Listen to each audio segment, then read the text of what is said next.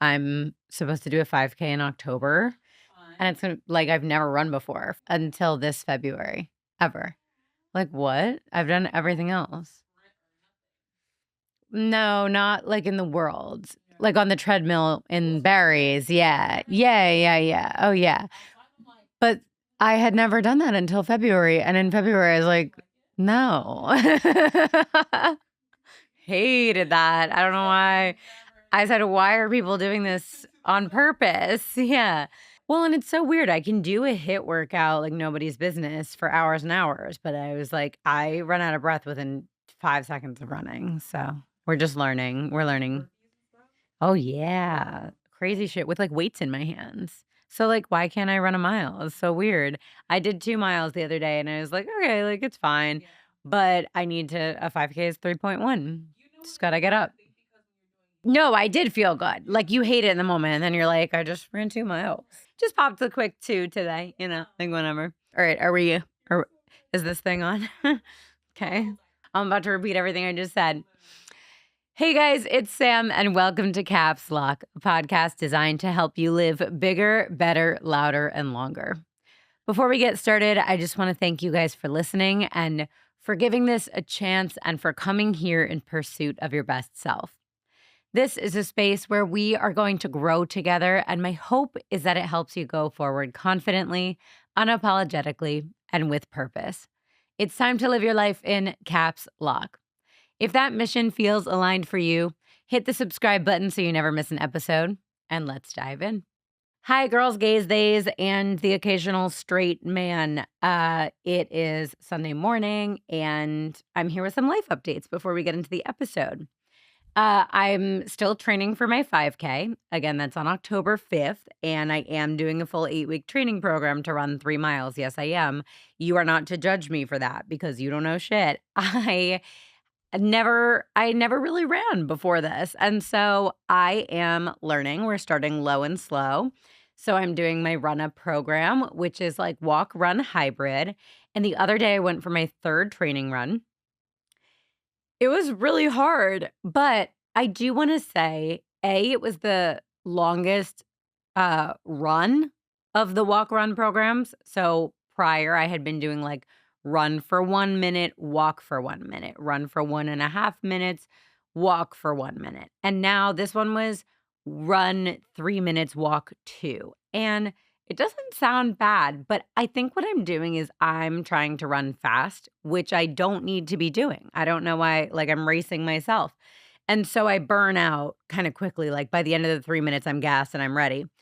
I posted the video of my third training run today where I was kind of like feeling negative about it. I was like, that was really hard. I'm so discouraged. Like, I'm mad at myself. And I asked for advice. And a lot of people put good advice in the comments, but one that I wanted to pull out and say to you guys, because I thought it was a really interesting bit of advice. Actually, I think I'm going to pull out two and tell you. One of the comments said to do a walk run hybrid. And in my head, I was like, yeah, that's what I'm doing. I got this. And then I read the comment again and understood she meant she was doing a run walk hybrid in the race. And I thought that was just a training thing, but she said it actually ended up being faster than if she just ran the whole thing because she was like, I burn out from running. So if I do short spurts where I go fast and then do a little walk, it actually averages out to a shorter pace, like a faster pace per mile. And I thought that was so interesting. And then a guy responded to her comment and was like, my girlfriend does this.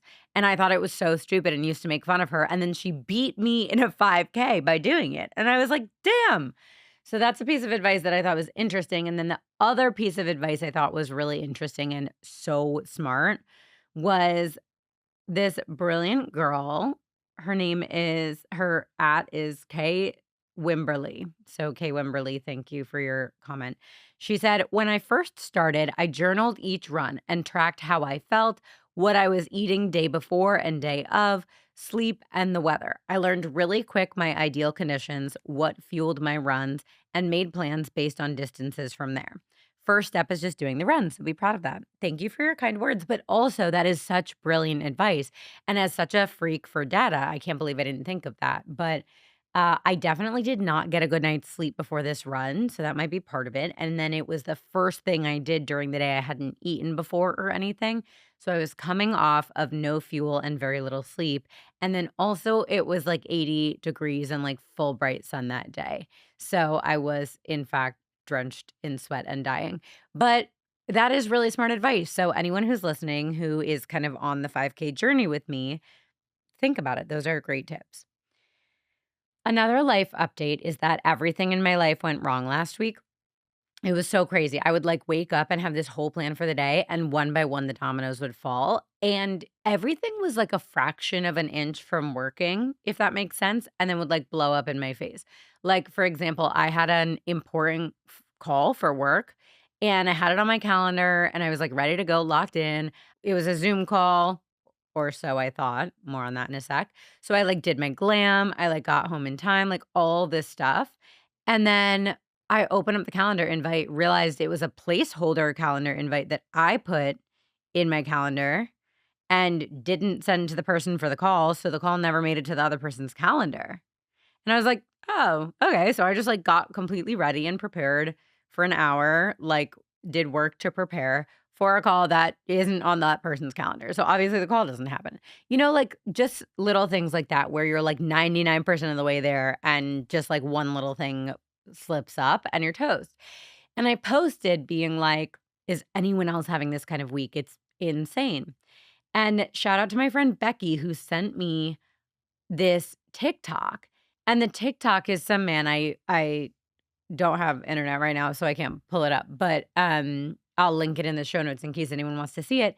He basically talks about this thing called the Schumann resonance, and he says the Schumann resonance is, like, the frequency in which the Earth vibrates, and the Earth is an electromagnetic thing, and so the frequency of the Earth ebbs and flows. And there's basically these, like, frequency reader systems, what I don't know what they're called, but it basically measures the Earth's frequency at any given moment, and when you look at it, it's in all different colors, and if the colors are, like, blue and green, that's pretty standard, that's, like, the Earth's frequency, but then once you get into, like, orange and red, it's, like, a little intense, and then when it gets into white, it means that the frequency is, like, really extreme, really high. And I don't really know what that means, except that he goes on to say, as human beings, our bodies are also electromagnetic, and therefore we physically respond when the electromagnetic field of the earth is really intense. And he said, as a result, you might be not sleeping well, you might be anxious, you might be overall having dysfunction, like dropping the ball, having brain fog, like all this random stuff. And he was like, "You're not going crazy. It's literally just this phenomenon that happens every once in a while." And I was like, what? I That's a thing? It's so crazy. And then I was reading in the comments just to see if people were like, "This is BS," or "This is real." I could have researched it. I didn't. I decided to just come here and talk to you about it. But someone commented, "My body is so physically anxious, but in my head, I feel so apathetic about everything." And do you not remember the burnout episode I did where I said to you guys, "I feel apathetic about everything right now"? But, like, my body's so jittery and anxious. I pop up in the morning and I do my intense workout class, and I am, like, all day on the edge of my seat, clenching my jaw, all this stuff. Like, all the signs point to I should be firing on all cylinders, but then my brain is kind of like, "Meh," about everything and isn't functioning properly. So, anyway, I'm getting my life back on track this week. It's already better, and today is actually Tuesday that I'm recording this. And my life is getting back on track. I'm resolving all of these things one at a time. I have been really intentional about everything this week. Like, I'm slowing down, I'm being proactive, I'm being, like, double prepared with backup plans for everything because that was, like, my vice last week was, like, shit kept going wrong and then I didn't have a backup plan, and you're just fucked then. So I'm just trying to slow down and be present in every moment and, like, get it right the first time, and if I can't get it right the first time, I'm having a safety net. Loving that. Just 2 more quick things. One is that my kitchen renovation is finished, we love it, and that means I'm back in the kitchen, which is so fun. Now, I'm not the girl who's cooking Thanksgiving dinner in her household right now. That will be saved for when I have a humongous kitchen in my humongous mansion in the suburbs one day. But while I have my tiny, beautiful, brand new kitchen in Manhattan, I do like to cook a weeknight dinner here and there. I find cooking really fun. I've said this on the podcast before, but cooking is one of the few activities you can do at home that uses all 5 of your senses at the same time. Sight, sound, taste, smell, and touch are all engaged at the same time for the entirety of your cooking experience, and you have to focus on what you're doing in order to get it right. And so for me, cooking is really good at reducing anxiety because there's no room left in my brain to spiral about random stuff or to overthink about things or, like, ruminate on things. And so I really like to cook, and it's usually I'm usually trying to keep it to, like, 30 minutes at most, maybe an hour if I, like, have time on my hands, which I literally never do, and I try to keep it pretty simple. But this past week, I have made 2 things that I would make again, and the first one is elote salmon bowls. Who would have thought? It's like corn, avocado, cucumber, red onion, feta salad sort of thing, and then just some, like, perfectly pan-seared salmon, and then I did make the viral ground beef bowl with sweet potatoes and cottage cheese and avocado and honey, and I really thought I was gonna hate it, you guys. I was like, "That sounds fucking disgusting. Why are you guys eating it on purpose? It's like prison food." But then I ate it, and it was awesome. So, highly recommend. I did post both of those things on the internet, so you can go to my socials and see them. The salmon bowls I just did as Instagram stories, but it's saved to a highlight on my Instagram called recipes. And the ground beef bowl, I actually made a video, so you can save it if you are interested. But the key I've decided to the ground beef, sweet potato, cottage cheese bowl is 2 things. 1, the beef really needs to be, like, super heavily seasoned. Like, that shit needs to taste like a taco. And number 2 is the cottage cheese, level it up. Don't just be eating cottage cheese by itself. I think that's kind of gross, but do cottage cheese with, like, hot sauce. I think I did hot sauce and, seasoning salt and lime juice, and it was delicious. So, those are my recs for dinners this week, but those are on my socials if you want the recipes. And then the last thing is I'm really packing out my last few weeks of summer, you guys. It is August is almost over, and that makes me literally feel nauseated because I can't believe how fast this summer went by. And something I keep seeing online from other influencers and creators who I'm friends with, several of them were like, this summer has not really felt summery. This episode is brought to you by Whoop.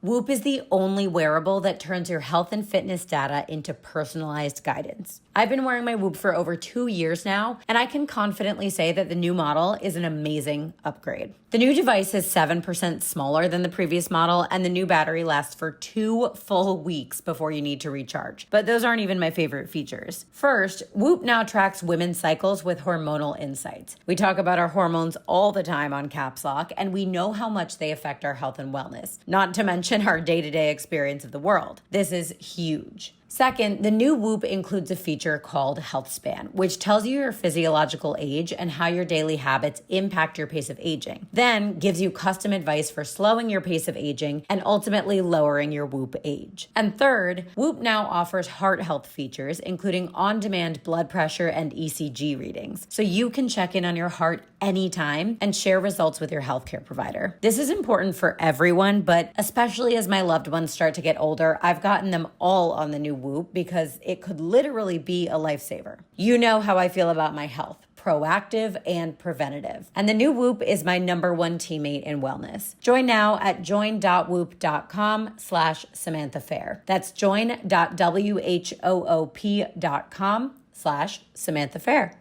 Like, a lot of people are not feeling the same vibe. It's not giving 2016 summer the way we thought it would and the way we wanted it to. And I don't really know why, but I'm going to pack out the next few weeks. I've already got a ton of plans that are really fun. So if you are in the world and looking for things to do, here are some ideas. Like I said, finish the renovation, which means my boyfriend officially lives with me, and that is so fun. So now we're working on decorating, and that's just a blast. My mom and I are taking my Nana. This is the cutest thing ever. My Nana's 86. My mom and I are taking her to visit her two sisters on the Cape this coming weekend. Actually, when you're listening to this, I'll still be there. We're gonna go to Martha's Vineyard and stay on the Cape and just, like, have a little girls' weekend. My Nana and her 2 sisters are all in their 80s, and all their husbands have passed away, and so they love to have their little girls' weekends, but it's kind of a big drive for my Nana to do now, so my mom and I are taking her. We're just gonna have a girls' weekend. Very excited, it's gonna be cute. And then I'm taking my Nana to the US Open, which is really her shit. She's been playing tennis forever, and if you remember, she just recently played a tennis tournament, and crushed, so that's really cool. And then I have some birthday parties. I have some friends who are getting engaged or just got engaged. Shout out to my best friend on the planet, Marissa. Love you. Congrats. I had a blast planning that proposal with Mike. It's Labor Day weekend coming up. I'm going away. My friends and I are going to see Mamma Mia on Broadway, which is hilarious. It came about because of that story I told about how I've been doing my 12 3:30 on the treadmill and just singing Mamma Mia out loud. My friend was like, "Wait, it's back on Broadway. Should we go?" And I was like, "Yeah, are you kidding?" So we're going to see Mamma Mia on Broadway, which, fun fact, was also the first Broadway show I ever saw. And then coming up, we have a couple weddings. I'm going to see Nate Bargatze with my family. And then two events that you guys can join me at that I would be thrilled for you to join me at. The first one is September 13th at 10 a.m. We are doing a caps lock workout at the Rumble on the Upper East Side. We're doing it in the training studio, the treadmills one, because A, I'm training for a 5K, and B, that's the workout that my boyfriend and I do every single week. And the Upper East Side Rumble studio is unfortunately closing because I think like the owner of the building is like turning the building into condos or something. They're making it residential, which is like so sad for myself and my boyfriend who are obsessed with this class. But anyway, we're doing like a big caps lock send off. Right now, I, as of now, do not have a link to reserve a spot yet, but the class will be free. And when I do have that link, I will share it to all the caps lock listeners, but I'll also share it on my own socials. So keep an eye out for that. And for the time being, hold September 13th at 10 a.m. And then last one before we get into the episode is I am hosting the live podcasting stage show at a non-alcoholic festival. If you I don't really know exactly what to call it. It's called Drinks with Benefits, and it is just kind of an expo slash activity day in New York for people who are like sober curious and thinking of and creating fun things to do that are not alcohol centric. Because something that everyone in New York complains about is like there's nothing to do here except drink alcohol. And so Drinks with Benefits is making that possible. I will be on the stage from like 2 to 6 p.m., I believe, and that is September 27th. So you can get tickets in the show notes if you want to go. They're going to have like non-alcoholic beverage tastings. They're going to have food pairings, DJs, live stage podcasting, stuff like that. It's going to be really fun. And with that, let's get into the episode. That was really chatty. Not me being like, I'm gonna be 30 minutes, and then I think I just yeah, I think I just chatted actually for 30 minutes. Cool, go Sam. Okay, here's why we're talking about our topic today. This past week, my skin has been freaking the actual F out. I basically have not gotten a pimple since I started using my Omnilux red light mask, and I've been through some things. Like, I went to Brazil for 11 days and none of my skincare made it in my checked bag. So, like, I survived 11 days with no skincare in a third world country just with my Omnilux red light mask, no pimples. Stuff like that. Like, it's kind of a miracle device. But even the Omnilux mask was no match for what happened to me last week. I broke out all over my chin and my forehead, and I was like, literally, who am I? This has never happened to me before. And I was like, okay, chin is hormonal, forehead is diet, but like I've been cooking at home and eating really clean. My cycle is totally normal. I'm on my normal birth control, which my birth control has kept me regular and acne free and skin clear literally for 11 years now. So I'm like, it just isn't related to that. And so it took me about 45 seconds of debating whether it was one of those things before I realized I know exactly what it is because this has actually happened one time before. And it happened the last time I ran out of a moisturizer that I liked. So, extrapolating to this situation, this most recent time, what was happening is I have been using Paula's Choice Pro Collagen Peptide Plumping Moisturizer. This is not sponsored. That's just the whole name. It's really long. And it's this little pump bottle of sort of like a hydro gel moisturizer, and I love it. It is so hydrating, it is refreshing, it's cool to the touch, it makes your skin feel smooth, and then it sinks in and doesn't leave you, like, oily, greasy, but it sinks in and you feel just, like, plump and hydrated, you know what I mean? Anyway, I blew through it. I got it in a PR mailer from them, and then I ran out of it in probably a month, definitely less than 2 months, but I absolutely adored it. So I ran out, and obviously, all of you are wondering, "Why didn't you just buy more, you twat?" And the answer is because I get so much skincare in the mail from brands who are like, "Try it." And that is a total gift and a privilege, and I understand that, and I am so grateful to these brands for sending me their product to try and hopefully fall in love with, because then I do things like bring it on the podcast and say, "This is my favorite moisturizer right now." But I don't change my skincare routine that often because not because I really have sensitive skin, but just because you're not supposed to use a different skincare product every week.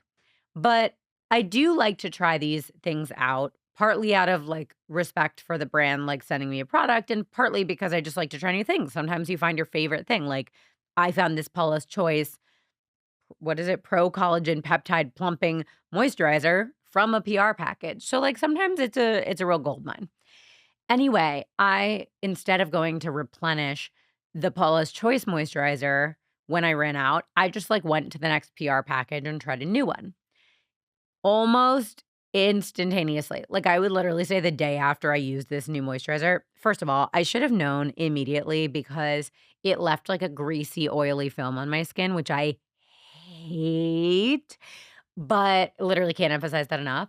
But also the next day, when I woke up, my skin still had, like, kind of the oily greasiness, but then when I rinsed it off, like, in the morning, I just wash my face with water, like, I just rinse it and then moisturize and go on about my day. When I rinsed my face in the morning, it rinsed off the oily greasiness, but it felt then my skin felt dry, and I was like, "This is weird."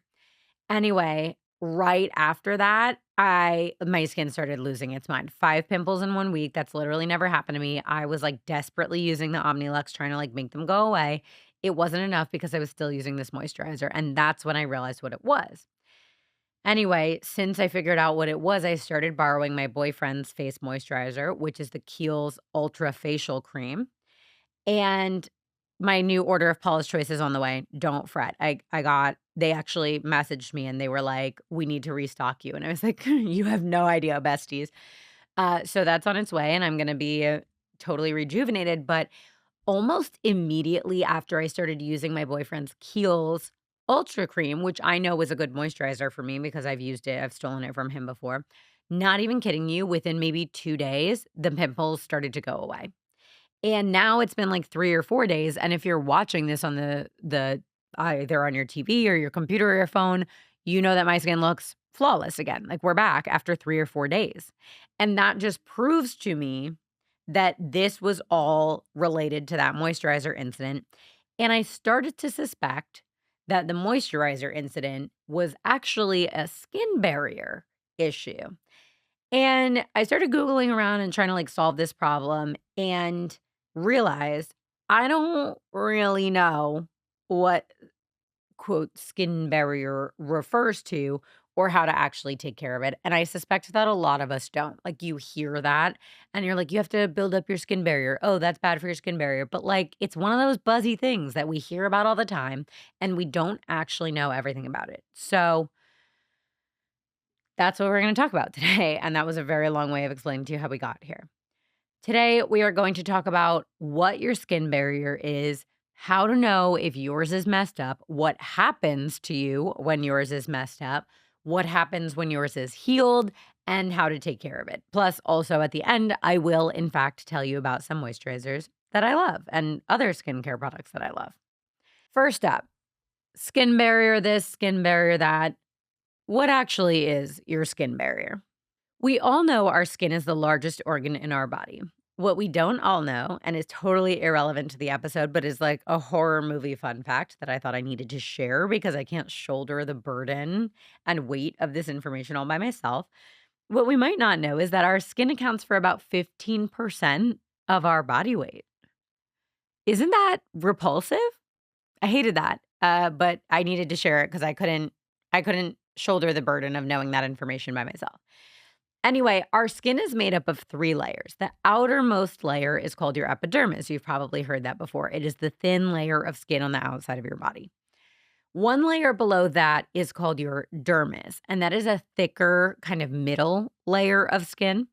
And then one layer below that is your subcutaneous fatty layer. And if you're a person who hates yourself or has hated yourself in the past, like myself, and you like are pinching your fat in the mirror, your subcutaneous fat is like the fat on your body that you can pinch with your fingers. So, like, that's what that is. And as the name barrier suggests, today we are discussing the outermost layer, the epidermis, and in particular, the outermost layer of your epidermis called the stratum corneum. If you were to look at the stratum corneum under a microscope, it very closely resembles a wall made of brick and mortar. The bricks or the building blocks of this very outermost skin layer are cells called corneocytes. And the mortar, or like the stuff that holds all those cells together, is made up of sticky fats such as ceramides, cholesterol, and fatty acids. Now, these sticky fats, including, the ceramides, the cholesterol, fatty acids, all the kinds of sticky fats are collectively known as lipids. Now, a funny thing about this episode is, like, I was just realizing this while I was making the episode, is it's like full of buzzwords. And all these buzzwords are things you hear about all the time, like, oh, lipids are good for you. But like, none of us knew that lipids are the things holding our skin cells together on our face. Like, I guarantee I didn't know that. So it really just making this episode and listening to this episode back, it really just hits when you've heard a word so many times and you like it's kind of this vague thing in the world, but then it makes perfect sense one day when you learn what it is and you can like really picture it and fully understand it. And the next time someone says lipids, you're going to be like, "Ah, yes, the sticky fats that hold together are corneocytes." Like, okay, you're going to be the coolest girl in the room. That's the whole purpose of this show. So it feels like a small win. Anyway, as I was saying, lipids are a broad category of biomolecules that include fats, oils, waxes, and a bunch of other substances that are kind of related. That's like the vibe of lipids. And something that's very important to know about lipids is that they are nonpolar, which means that lipids are not soluble in water. They do not dissolve in water. And guess whose body is made mostly of water? Yours, mine, and ours. So, what's crucial about lipids not dissolving in water is that they frequently act as membranes, or, in other words, barriers. See what I'm doing here? This is really good. Besides lipids, your stratum corneum also contains keratin, which you've definitely heard of before because that's like what's in all the shampoos everyone is hawking at us. Like, oh, keratin shampoo, this and that. Our bodies do make keratin naturally. And when we're talking about the skin barrier, the keratin is actually located inside of the corneocytes. Those are the cells that are like bricks in the brick and mortar wall. The keratin is located inside of those. Now, according to science, which like I would tell you the name of the study, but it's in the show notes somewhere. So like you can find it. The corneocytes are actually these like flattened dead cells, basically, that form the outer layer of your skin. And what the keratin molecules do inside of them is they basically have these filaments, and filaments are sort of like these tiny little threads poking out from them. And those filaments on the keratin give structural support to the corneocytes, which is kind of like the shell of a cell. It's kind of like if you're making the bed and you like hold your arms out to like untangle the sheet and the sheet is draped over your arms. Like you're kind of giving DIY Halloween costume ghost, right? In the mental picture of you holding your arms out and the sheet being draped over you, your body is the keratin and your arms are the filaments. And then the sheet is like the corneocyte, which is just like the outer kind of part of the shell. Without the keratin, the bricks of our skin barrier would not have really any structural integrity and they would just be like floppy and flat and they wouldn't really be able to protect our skin from anything. But with the keratin, the corneocytes are able to sort of like stand up on their own. And the keratin filaments, along with the lipids, are able to stick them together like bricks or building blocks. And they start to like stack up and layer on top of each other, kind of like Legos. And ultimately, it's about 15 layers of these kind of corneocyte bricks that make up our stratum corneum, which is like that outermost layer of our skin barrier. And then the last important thing in your stratum corneum, or like I said, the outermost layer of your skin barrier, is filaggrin, which makes something called natural moisturizing factors, known as NMFs for short, because that's a lot. And NMFs are made of a bunch of it, like different things, and our bodies naturally produce these. So the things in NMFs, like it's kind of like the title of a category, and all of these things are NMFs. So NMFs include things like amino acids, lactic acid, sodium, PCA, various sugars and minerals, and also peptides. There's another buzzword for you. But NMFs are basically just your body making its own natural moisturizer. Now, one thing I want to pull out and synthesize for application to our daily lives is that our bodies are naturally making keratin, lipids, peptides. So it is my natural assumption at this point that we do, in fact, want to be seeking out products with these buzzwords in the name if we are experiencing any issues with our skin barrier. That said, of course, I'm going to keep going with the episode and that will verify or debunk that assumption. But that is kind of like my natural A to B, B to C, A to C conclusion. Everything I just talked about your skin barrier is part of the physical makeup of it. But I also want to flag that there are three other sort of like components or layers of your skin barrier that work together with the physical layer. And they're all very deeply interconnected. They all rely heavily on each other to keep your skin barrier healthy and functioning. And without one, like the other ones, don't really function all that well. So, in addition to the physical layer, there's the microbiome layer, which is made up of microscopic living organisms. There's the immune layer, which detects threats like, signals sent by that living bacteria or like breaks in the actual physical skin barrier. And that immune layer, like those cells, then send healing slash protective agents as a defense. And then there's the chemical layer, which is where those NMFs are located and which also contains defense chemicals, as well as components that contribute to the acidic pH of your skin. And for what it's worth, since we're here, even though it's not really related to the episode, I will say that a healthy pH for your skin is on the acidic side. So anywhere between 4 and 6, if you care about that. So that was most of the sciencey part of the episode, and I loved it. So thank you for your patience. And now I want to talk about how you can tell if your skin barrier is Gucci Mane or if it's totally messed up. If your skin barrier is in bad shape, you might experience symptoms including, but not limited to, heightened sensitivity to products. So, like burning, itching, rash, redness, reactive skin texture, like bumps after you apply it. You might have skin redness or irritation, dryness, itchiness, flaking, acne, discoloration, premature wrinkles, loss of elasticity. So your skin is like sagging instead of bouncing back when you press on it, dullness, chronic or prolonged skin infections, inflammation or swelling of the skin, and also more frequent flare ups of existing chronic skin conditions. Also, it's probably not just like, "Oh, I always react to this one product." It's like anytime I put a new layer of skincare on, my face kind of, like, burns. That is an indicator of skin barrier damage. Now, in contrast to that, a healthy skin barrier is like your skin texture is very smooth and even. You have an even skin tone, no blotchiness, no discoloration, no visible blemishes, hydrated, plump skin that bounces back when you touch it instead of sagging. And your skin also, if your skin barrier is super healthy, your skin will also be more resilient, meaning it won't have a strong reaction to a product as easily. Basically, it sounds like my dream skin.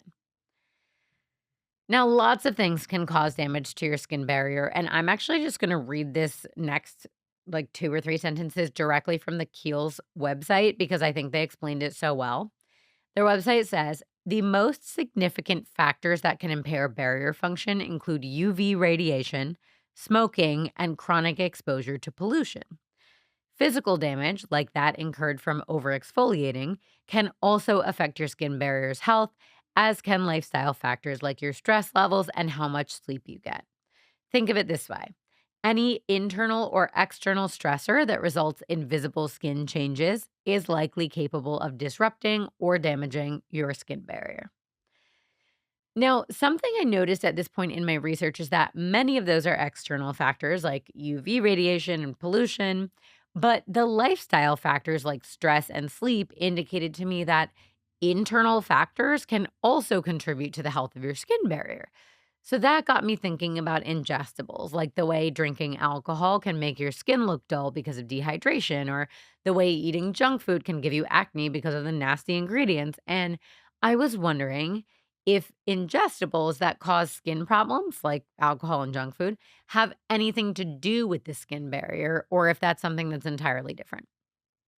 So at first, I theorized that your diet does cause skin barrier issues in the same way that external factors do, and that your skin barrier is kind of protective on both sides.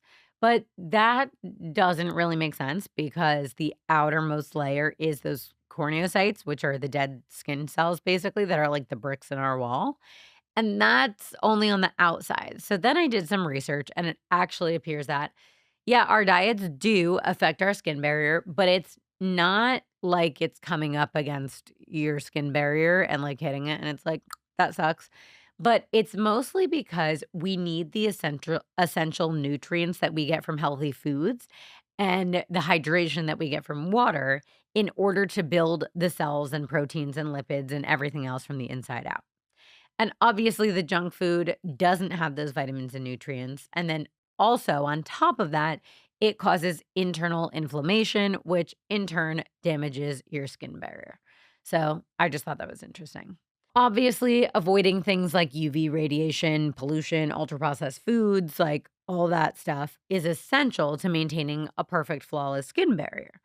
But like, we're human, you know? We go outside, we live in a polluted world, we have stressful jobs, we enjoy the occasional McDonald's, and sometimes, we stay up too late. That's all very normal. And that means that none of us have a truly flawless skin barrier to begin with. But the good news, as always, is that science exists. So here's how to heal your skin barrier if you think yours is damaged. And as always, I am not a medical professional, so please consult yours before taking any advice from me as Bible.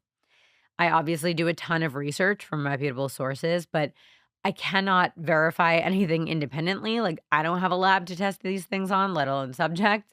And I also have no knowledge of your underlying conditions or personal situations. So anyway, everything I say is based on, like, the available body of research that I'm able to unpack on the internet, and as always, everything is linked in the show notes, and most of it is, like, true medical journals that like, peer-reviewed studies, but there are also some websites, and almost all of those have been reviewed by medical professionals.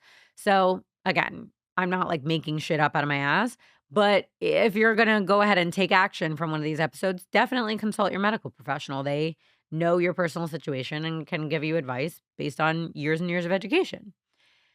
Anyway, based on the available research, here's how to handle your damaged skin barrier and hopefully heal it. Step one is to identify and remove any factors that are damaging your skin barrier. Now, this is easiest if the factor is like a skincare product, because usually you can tell if a product is stripping your skin or making it feel irritated. But don't forget, these, factors can also be things like excessive sun exposure, unhealthy diet. There are some other kind of big ones that we haven't mentioned yet that can cause damage to your skin barrier, sometimes without you even noticing it. So, we mentioned over exfoliating, but it's not just physical exfoliants like those scratchy gloves or those scratchy, like, exfoliating masks and stuff. Those are just terrible. So, like, don't use those ever. But also chemical exfoliants like retinols, for example, or like BHAs or, stuff like that. Those are exfoliators too. So, if you're doing that too much, that could damage your skin barrier. Another one is fragrances, parabens, sulfates in your products. Like, look at the ingredients label. If any of those things are in your product, that could be damaging your skin barrier as well. One that I really didn't expect was blue light. Like, the light from our phones and computers can damage your skin barrier. Drinking alcohol, shocker. And also taking showers that are too long and or too hot, because it can really like suck the moisture out of your skin. So that's by no means an exhaustive list, but those are some things that I thought were like less obvious. So if you think you're doing everything right, but you're doing one of those things and you're having skin barrier issues, could be one of those. So that's step one, remove anything that's like actively damaging your skin barrier. Step two is to build a diet that supports your skin barrier with vitamins and nutrients. Obviously, drink lots of water, really important for the skin, but then just a handful of foods that are really good for your skin barrier. Avocados have healthy fats in them, fatty fish like salmon, lots of omega 3s, nuts and seeds, which are rich in fatty acids, sweet potatoes, which break down into vitamin A, dark chocolate and green tea, those have antioxidants. Obviously, do your research to find out more, but that's just like a smattering of my faves. Like, I could literally make 100 meals out of those and be happy. And this part is interesting too. Various sources around the internet say that while caffeine applied topically can be good for your skin, and caffeine in general can be good for your health and cognitive function, when you ingest a lot of caffeine over a long period of time, it can actually cause dryness, dullness, and overall dehydration, which is not good for your skin barrier. Jury's a little bit out on this one since it's all kind of a mixed bag, but since many of us are not interested in jumping off of the caffeine train, please just make sure to be drinking enough water to replenish your hydration levels before or after you have your morning coffee or energy drink or whatever.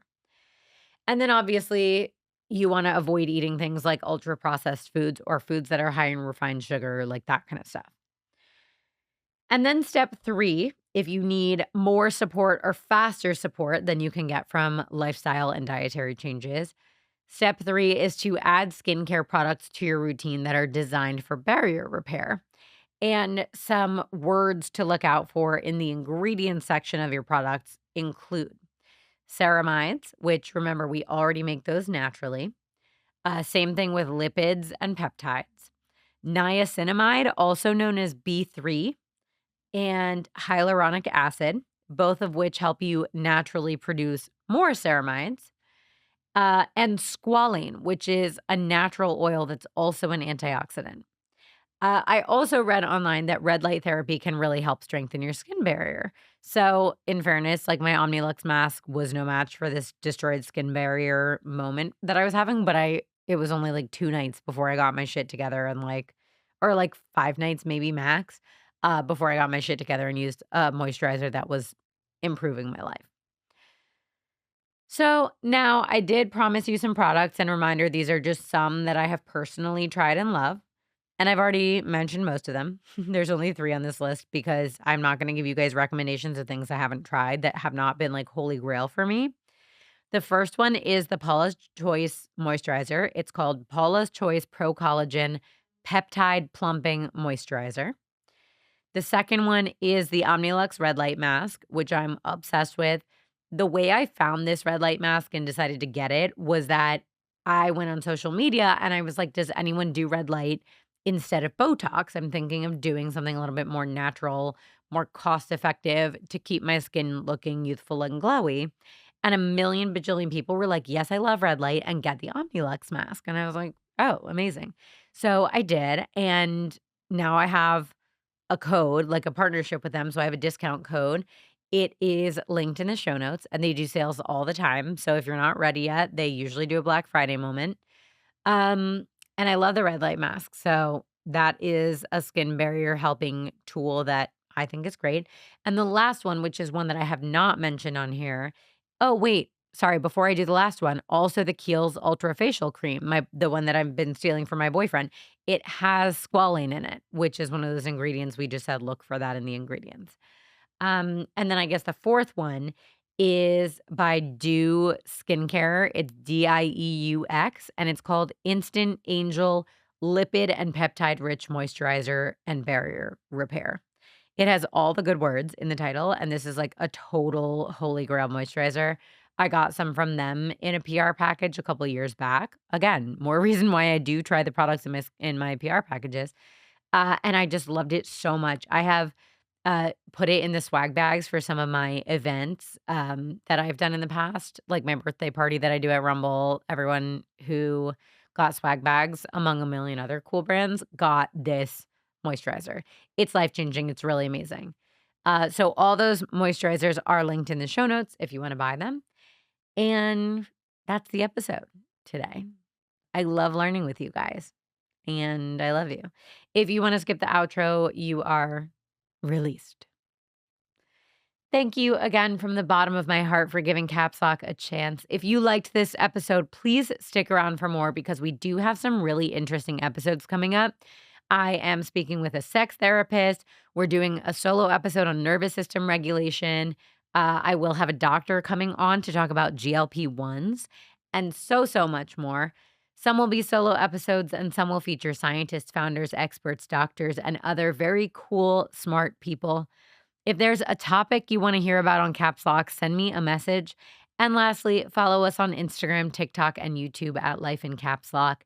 Hit the subscribe button so you never miss an episode. Leave me a rating or review. And tune in next Sunday at 8 a.m. for another episode of Caps Lock. Okay. Love you guys. Talk soon. What a time to be alive.